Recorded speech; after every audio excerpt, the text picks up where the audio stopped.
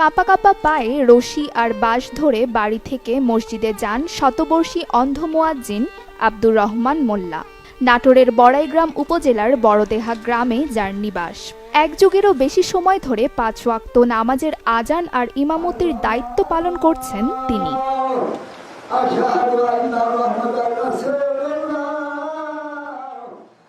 অন্ধ বাবার জন্য বাড়ি থেকে মসজিদের রাস্তায় একদিকে গাছের সাথে রশি ও অপরদিকে বাঁশ বেঁধে দিয়েছেন ছেলেরা।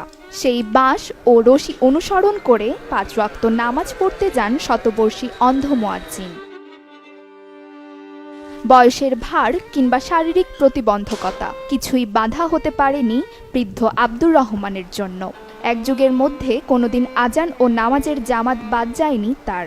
পরিবার ও স্থানীয়রা আব্দুর রহমানের ধর্মপরায়ণতায় মুগ্ধ।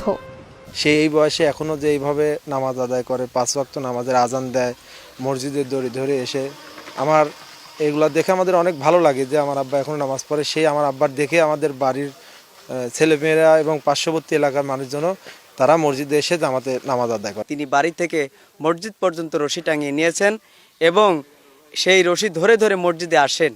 আমরা তো অনেকে সুস্থ থাকা অবস্থায় আল্লাহর ইবাদত করি না। আল্লাহ বলেছেন, লা ইন শাকারতুম লা আযীদান্নাকুম ওয়া লা ইন কাফারতুম ইন্না আযাবি লাশাদীদ।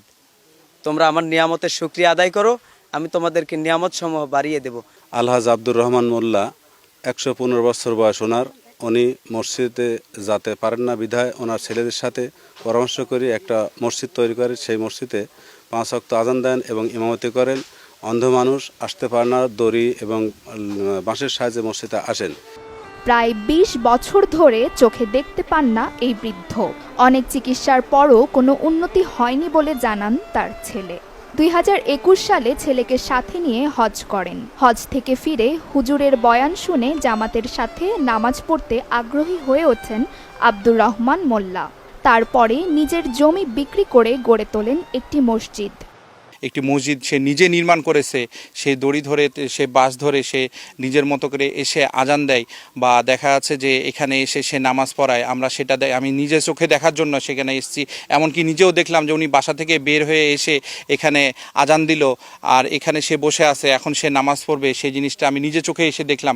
এই মসজিদটা ৫ ওয়াক্ত নামাজের আজান যত টাইমে, অন্যান্য মসজিদ যখন আজান হয় আব্বাও ঠিক চোখে দেখে না, অন্য মানুষ হিসাবে সেও জাস্ট ওই টাইমেই আজানও দেয় এবং ইমামতি করেন এবং একসাথে আমাদের নিয়ে নামাজ পড়ান। এবং এখানে অনেক পথচারীও যাতায়াত করে, তারাও সময় মতো নামাজ আদায় করেন। তাকে দেখে আমরা অনেক উৎসাহ পাই এবং আমরা প্রত্যেকদিন ৫ ওয়াক্ত সালাত আদায় করি। আমরা ভোরবেলা যখন আমরা উঠতে পারিনি তার আগেই সে অন্ধ মানুষ, চোখে দেখতে পায় না, সে লাঠি এবং দড়ি বাঁশ ধরে মসজিদে উপস্থিত হন এবং মাইক দিয়ে আজান দেন। আজানের পরেও ডাকাডাকি করেন।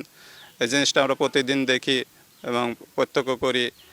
১১৫ বছরের বৃদ্ধ আলহাজ আব্দুর রহমান মোল্লাই ওই গ্রামের সবচেয়ে প্রবীণ ব্যক্তি বলে দাবি তার পরিবারের সদস্যদের।